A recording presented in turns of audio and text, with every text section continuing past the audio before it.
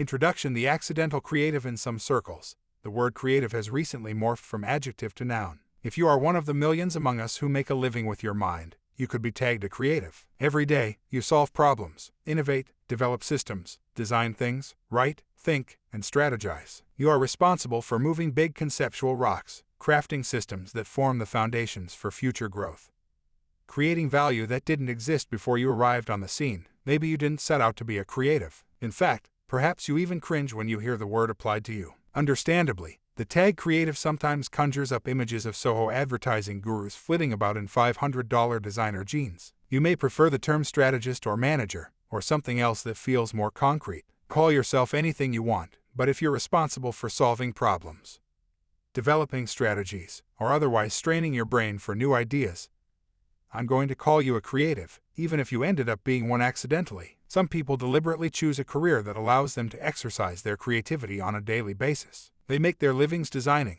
writing, developing ad campaigns, or doing some other kind of conceptual work. They get to do something they love, and someone gives them money for it. Speaking as one of the last group, I think it's a pretty great deal. On our best days, it seems almost unfair that we get paid to do what we do, but on our worst days, our jobs feel pretty much like any other. Though creative fields may sound exotic to strangers at cocktail parties, our day-to-day work can often feel a lot like following recipes, taking familiar ingredients and mixing them together in slightly different ways. Whichever type you are, creative or accidental creative, this book will help you create faster and more effectively than you ever imagined possible. For the traditional creatives, such as designers, writers, visual artists, musicians, and performers, this book will help you establish enough structure in your life to get the most out of your creative process. It will also teach you how to stay engaged and prolific over the long term, which is often a problem for artists who must produce continually on demand. For the non-traditional creatives, such as managers, strategists,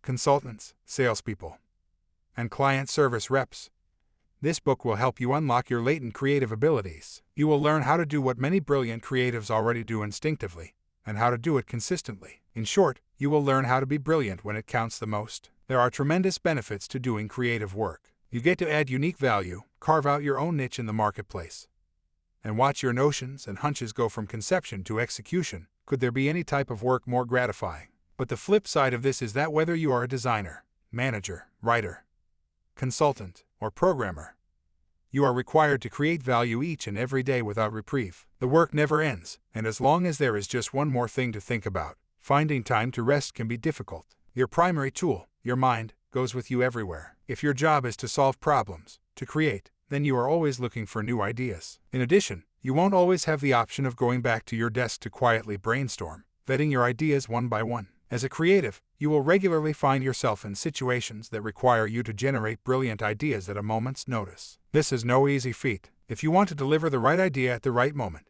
you must begin the process far upstream from when you need that idea. You need to build practices into your life that will help you focus your creative energy. There is a persistent myth in the workplace that creativity is a mystical and elusive force that sits somewhere between prayer and the U.S.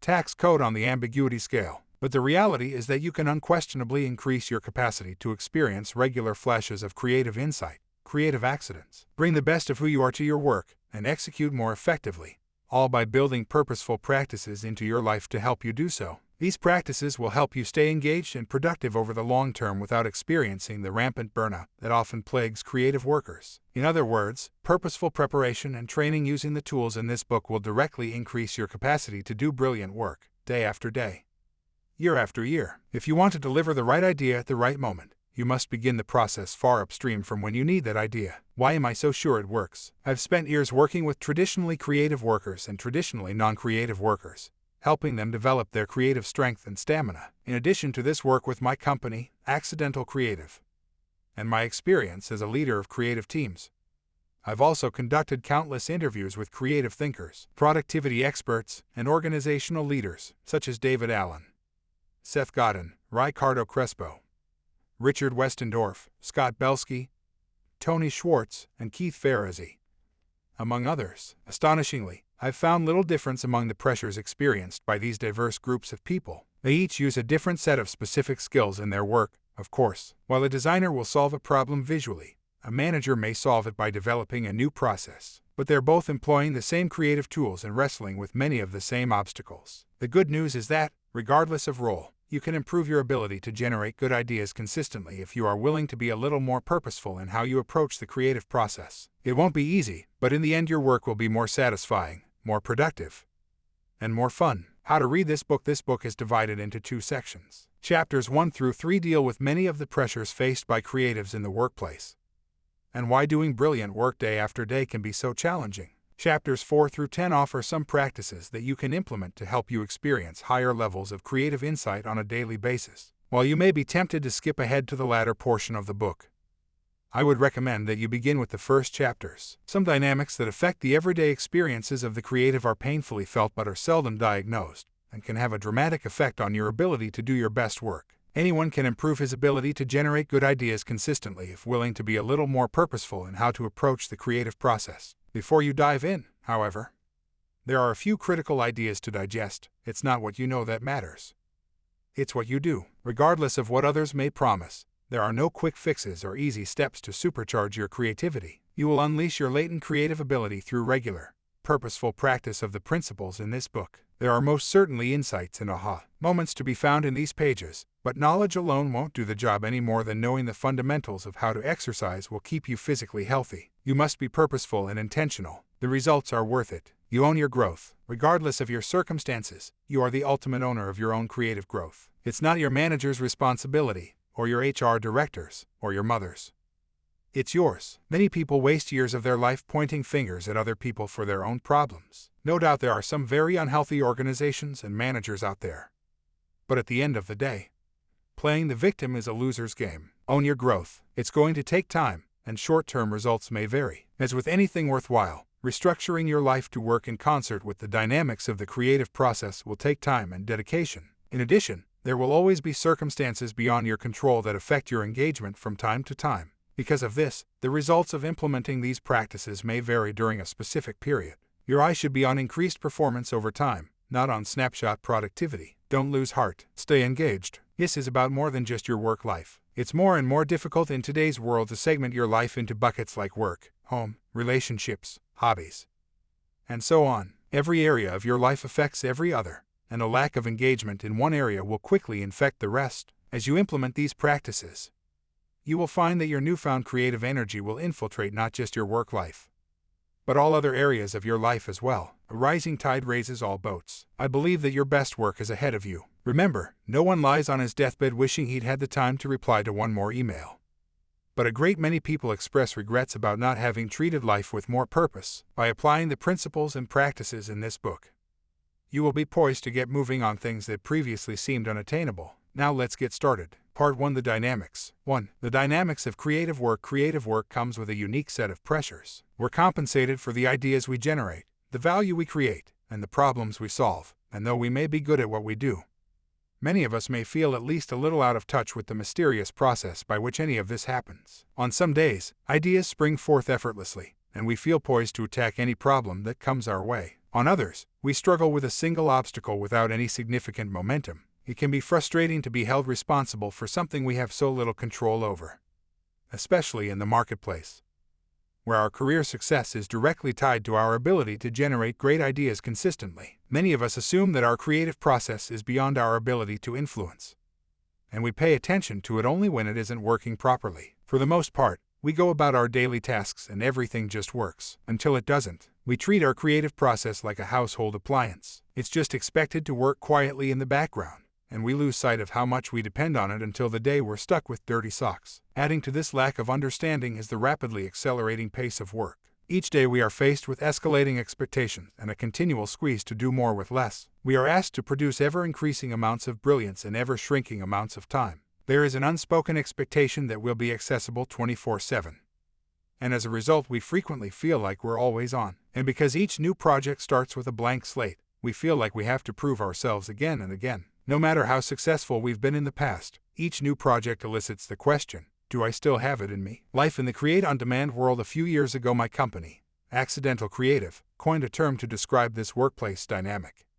Create on demand. You go to work each day tasked with inventing brilliant solutions that meet specific objectives by defined deadlines. If you do this successfully, you get to keep your job. If you don't, you get to work on your resume. The moment you exchange your creative efforts for money, you enter a world where you will have to be brilliant at a moment's notice. No matter whether you are leading a team, developing marketing strategies, running a small business, or writing copy, when you are compensated for creating value with your mind, the pressure to perform is palpable, because brilliant ideas seem to be a free and renewable resource. It's easy for you to believe that you can incrementally ratchet up your productivity without experiencing side effects. But this understanding of the economics of creating is not only false. It can also be damaging both to your ability to do your best work now and to your long-term sustainability as a creative. To attempt to be perpetually brilliant and increasingly productive, without changing the basic habits and structure of your life to accommodate that undertaking, is a futile effort. The always-on manner with which many creatives approach their work is arrhythmic, but the creative process is naturally rhythmic. There are peaks and troughs of productivity, an ebb and flow to idea generation. Working harder and staring more intently at the problem to achieve better ideas is like trying to control the weather by staring at the clouds. Rather, you need to incorporate practices that instill a sense of structure, rhythm, and purpose into your life. You need to create space for your creative process to thrive rather than expect it to operate in the cracks of your frenetic schedule. This will not only help you generate better ideas now, but it will also ensure that you are acting on the things that matter most instead of drifting through your days. Many young creatives I've worked with have looked at me skeptically, and even angrily, when I talk about being more purposeful about where they spend their time and energy. To them, creativity flows freely from a spigot.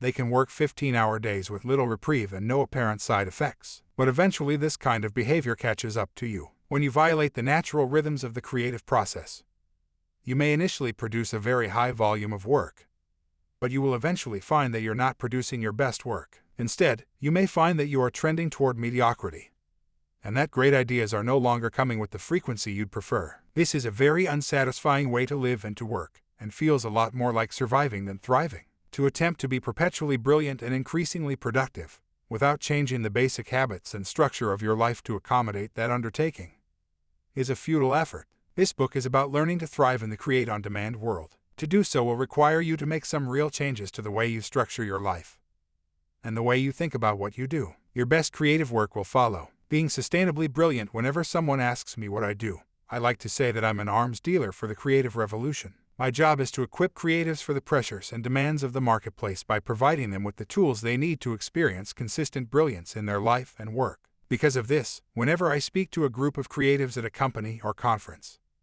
or sit with anyone one-on-one in a coaching session, I challenge them to adopt the goal of being prolific, brilliant, and healthy. Prolific plus brilliant plus healthy equals producing great work consistently, and in a sustainable way. This is the most effective way to live and work. It means producing a large volume of high-quality work over long periods of time. In my experience, most creatives consistently perform very well in two of these areas, but are lacking at least one of them. For instance, prolific plus brilliant, healthy equals burnout, while the overstressed, gasping for air worker is the celebrated hero of office folklore. For the creative, being one of these is simply not a realistic and sustainable way to do great work. Many creatives sacrifice their long-term viability on the altar of short-term productivity.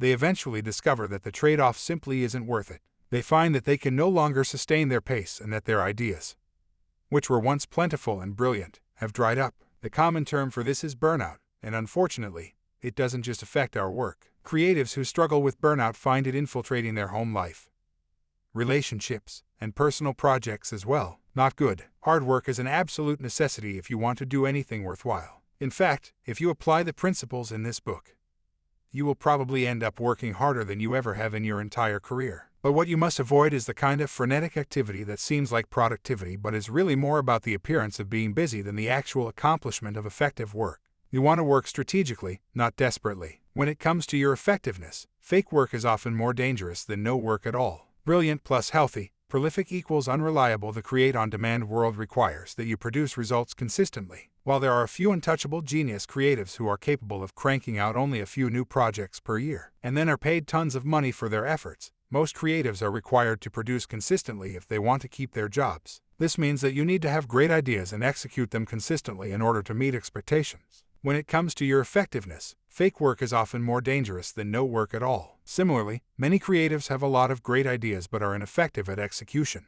They never ship because they are too busy obsessively perfecting and tweaking their ideas. To be prolific means that you not only have great ideas, but that you actually do something with them. You can't be bound by insecurity and neurosis. You must ship if you want to thrive. Healthy plus prolific, brilliant equals fired. At one point or another you've probably worked with someone who just couldn't keep pace with everyone else in the office. You don't want to be that person. With the ever-increasing competition in the workplace, creatives who keep their jobs and get promoted are the ones who can separate themselves from the pack. Mediocrity is unacceptable and will not be tolerated for long in most good organizations. Brilliance, on the other hand, is about rising to the occasion, seeing clearly and incisively to the core of the problem, and identifying great solutions quickly. If you apply the practices in the later chapters of this book, you can consistently experience this kind of brilliance in your work. So where do you fall in this equation? Would you describe yourself as all three, prolific, brilliant, and healthy? Or is there room for improvement in one or more areas? If you find that you're doing pretty well on 2 of the 3,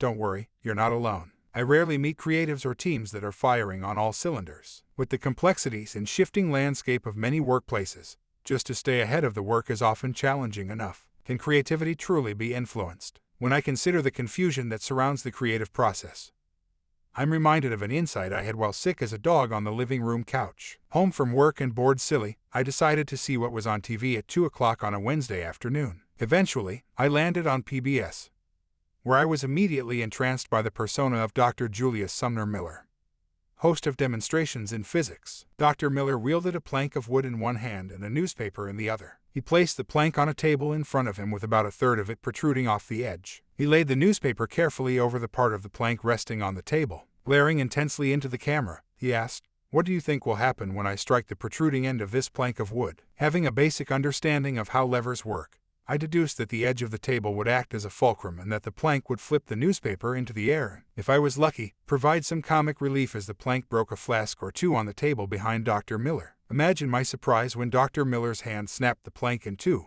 How could this be? It made no sense. The newspaper surely wasn't heavy enough to hold a quarter-inch thick wooden plank so tightly. There was something else going on here. Cold forgotten. I sat forward on the couch as Dr. Miller explained the unseen force at work. There were close to 15 pounds of atmospheric pressure pushing down on every square inch of the newspaper. This added up to several thousand pounds of pressure on the paper as a whole. When the plank of wood was struck, as long as there wasn't time for the air pressure to equalize under the paper, this invisible force would hold the plank like a vise as the strike snapped it in half. I had a sudden insight. I couldn't see atmospheric pressure, so I hadn't been aware of its power prior to this little experiment. I didn't consider its potential influence until Dr. Miller's karate chop showed me how it could be leveraged to accomplish a task, breaking a plank. I don't think it's much of a stretch to say that many of us view the creative process in the same way. It is a mysterious, unseen force that can have powerful, unanticipated effects. We know it's there, but we don't understand it, and so it seems beyond our ability to control. But like atmospheric pressure, once we grasp a few of its governing dynamics, we can harness its power by building structure to leverage it. The enemy of art is the absence of limitations. Orson Welles' suggestion that structure and creativity are two sides of the same coin is often an eyebrow raiser for my clients. There is the persistent myth that creativity results only from complete lack of boundaries and total freedom. The reality is that we are not capable of operating without boundaries. We need them in order to focus our creative energy into the right channels. Total freedom is false freedom. True freedom has healthy boundaries. I often see in newly minted entrepreneurs the paralysis that results from total freedom. One person I encountered was a highly functioning, brilliantly creative manager in a large company. He had been building his business on the side for quite some time and was somehow able to balance the pressures of his normal 9-to-5 role with the demands of his new venture. At the point he thought it made sense, he struck out on his own and left the corporate world. Finally, he thought he'd have the capacity to focus full-time on his passion for building his business. But it didn't work that way. Instead, he found that his days lacked structure. He wasn't producing good work. In fact, he wasn't producing much work at all. The highly capable, broad-shouldered manager had vanished, and in his place was a drifting, overwhelmed slacker. What happened? It wasn't that he was no longer motivated. In fact, he was more motivated than ever. What changed was that the rhythms in his life, many of which were forced by his day job, had disappeared. He no longer had to plan his week according to when he could get working on his side project, because he had all the time he needed. But time alone isn't sufficient without good structure. Once I was able to work with him to build some simple structure into his week for creating strategy and relationships, he found his productivity skyrocketing again. All he lacked was the foundation of rhythm in a few key areas. You must not confuse structure with formula. They are not the same. A formula is something you apply to get a predictable result on the other side. There is no formula for effective creating. Structure, on the other hand, is the undergirding platform that gives you enough stability to feel free taking risks. It gives you a sense of mastery over your process. Mastery over your creative process is critical in today's workplace. Unfortunately, when you fall into a pattern of reacting to the everyday pressures of your work, you may unknowingly do things that cause serious damage to your creative muscles. When you feel no control over where and when your next good idea will arrive, you may compensate by working harder and staring more intently at the problem in the hopes that the extra effort will cause brilliance to flow. But this always-on approach works against you. Amos, the accidental creative. Meet Amos. He is a manager at a Fortune 100 company, and though he's not a typical creative, he faces all the pressures that accompany creative work. Amos is a brilliant, accomplished, and fast-rising leader who is currently helming 5 major projects for the company. He manages the communication and marketing needs for his department, gleans consumer insights that can be applied to new projects, and coordinates product development input from R&D. In addition, Amos is responsible for developing his direct reports and ensuring that the organization that reports to him is in alignment with the company's priorities. There are several constituencies to please at multiple levels in the organization, and Amos spends a lot of his time just trying to identify his true objectives within the barrage of input he receives from his superiors. Amos has several meetings over the course of a typical day. Many of these are simple check-ins with his direct reports or with his manager to discuss progress. He may also have longer meetings with his leadership team or with the representatives from the agencies that help his company craft their communications. In addition, Amos manages an insane amount of internal communication, especially email. It's like a dog trying to swim on a lake, he says, and the lake is my email. I'm never caught up or able to swim my way out of the lake. The most difficult thing, according to Amos, is that in the midst of all of the meetings and pseudo-work, he knows that his main job is to move the needle and make progress on his projects. He knows that the real value he brings to his company is the ability to generate key ideas at just the right time to properly direct the course of a project. But due to the frenetic schedule he keeps, the constant influx of email, and the pressures of managing the relational expectations, he finds there is not very much time to actually do work. Amos gets to think about his work much less than he'd like because he's so busy just trying to stay ahead of everything else. Amos's struggles to gain creative traction are largely the result of pressures he feels in 5 key areas of work: focus, relationships, energy, stimuli, and hours. Let's take a look at how Amos is affected by each of these 5 areas. Focus. Amos says that gaining focus can be a real problem in his role. No one wants to make choices, he explains, and everyone likes to revisit every decision. As a result, he finds it difficult to know what to focus on at any given time. Old decisions are always open for reanalysis. In addition, Amos says that work is pushed down, but decisions are pushed up. Thus, it's hard to ever make things move together. For example, critical and timely projects frequently appear on Amos's plate from his manager.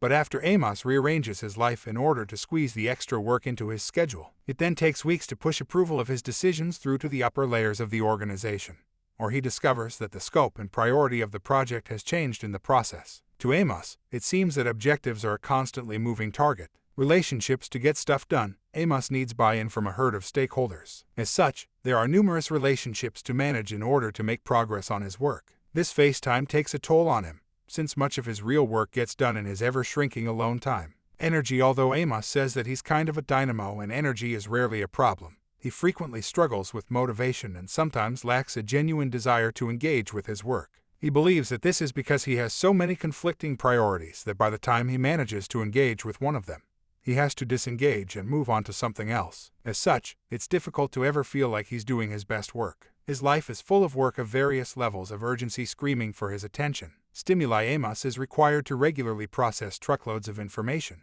In addition to email, phone calls, and face-to-face conversations, he's required to stay abreast of industry trends, process studies, and reports that may be helpful in making strategic decisions. Did you read this case study? Have you connected with XYZ Learning Organization to get their thoughts? A retired employee worked on an idea similar to this 25 years ago. You should give him a call to discuss it. All of these are valuable leads that could help him generate ideas for his projects, but the sheer quantity of data to synthesize is overwhelming. He feels as though he's trying to drink from a fire hose. Hours. Much of Amos's time is spent in obligatory meetings discussing his projects, managing internal relationships, and dealing with other company priorities. My plate is always American-sized, food falling off the sides, he explains. Finding time to think during the day is nearly impossible. Thus, I have to work nights, let stuff go, or just accept that not everything I do can be great, even though that's the expectation. Amos feels like much of his time is spoken for, and there's precious little left to actually think about the work. Amos's situation is typical. It's reflective of conversations I've had with creatives in various roles in nearly every industry. The single contribution they feel most accountable for, bringing brilliant new insights and ideas into their business, is the first thing that gets squeezed out by the everyday demands of their role. Creative rhythm. To unleash your creative potential now and thrive over the long term, you need to establish your own rhythm. One that is independent of the pressures and expectations you face each day. This creative rhythm will provide you with the stability and clarity to engage your problems head-on. This rhythm is set by how you structure the 5 elements you observed in Amos's story above. Focus. If we could harness the sum total of wasted energy each day in the workplace, we could probably power the earth for a year. There is so much ineffective work because there is often a lack of clarity around what we're really trying to do. In order to create effectively, you need a clear and concrete understanding of your objectives. In Chapter 4, you will learn how to weed out urgent but unimportant activities, and how to direct your efforts toward only those things that will increase your level of creative engagement. Relationships. One of the most powerful sources of creative inspiration and rejuvenation is other people. Unfortunately, many successful creatives are haphazard about their relationships and only intentionally build on them when the stars align or when it's otherwise convenient or expedient. When you go outside yourself, it frees you up and unlocks latent parts of your creativity. If you want to thrive, you need to systematically engage with other people, in part to be reminded that life is bigger than your immediate problems. In Chapter 5, you will learn how to be purposeful about the relationships in your life, how to build creatively stimulating friendships, and how to limit access to the creativity vampires. Energy. Simple time management is not enough. It does you no good to micromanage your time down to the last second if you don't have the energy to remain fully engaged for that time. To make the most of your day, you need to establish practices around energy management. In Chapter 6, you will learn how to account for energy in your daily life and how to build bulwarks against some of the more pervasive energy drains. Stimuli. The quality of the output of any process is dependent on the quality of its inputs, and this holds true for the creative process. I call creative inputs stimuli because they stimulate creative thought. Despite their importance, remarkably few people are intentional about the kinds of stimuli they absorb on a day-to-day basis. If you want to regularly generate brilliant ideas, you must be purposeful about what you are putting into your head. As the old saying goes, garbage in, garbage out. In Chapter 7, you will learn how to ensure that you are getting good creative nutrition.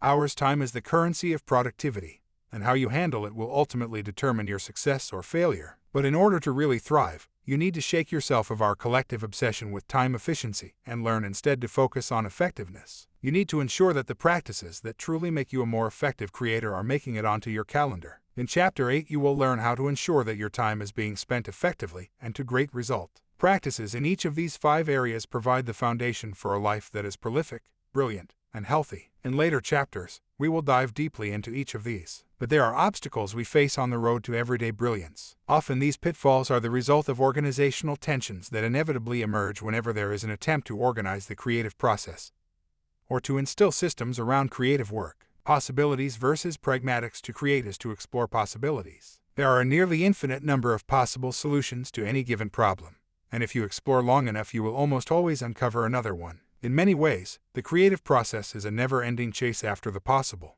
You have permission to think big about your projects, to dream and to innovate. You are told to really stretch yourself and to try to come up with something truly new. This creates a kind of race to brilliance with each new project. But no matter what is said, the reality is that your work life is full of constraints. You have deadlines, budget limitations, and client requirements to deal with. The result is that you probably often feel pulled back and forth between possibilities and pragmatics. On the one hand, the lure of another conceptual breakthrough is seductive, but on the other, you must deal with the reality that your work is being both timed and judged. You can't wait for inspiration, you have to go after it with a club. Jack London. The pull between possibilities and pragmatics has us serving 2 masters at once. Even as we're exploring some new idea and getting really excited about our direction, we hear the little voice in the back of our head asking us, "Are you sure you want to try this? This is risky," so we don't go quite as far as we might. Over time, as we deal with more and more of these practical compromises, we feel the effects on our creative drive. Our passion wanes, because it's difficult to stay excited about the work when we feel that practical limitations will ultimately prevent us from really doing something we believe to be truly great. Both creatives and organizations are constantly dealing with this tension. Organizations recognize the need to give creatives permission to innovate and explore, but they also realize that boundaries are necessary to ensure the sustainability of the organization. No one is to blame here, it's just a reality, but it can feel very frustrating. Creatives are hired because of their capacity to create value for the organization. Yet they frequently feel they must navigate a series of hurdles in order to do their best work. How does this affect your creativity? You probably feel the pressure to be brilliant and, at the same time, to be practical. These are conflicting tensions, and they are the source of most of the burnout, frustration, and organizational strife I've seen within creative organizations. It's such a significant factor that we're going to tackle it in depth in the next chapter.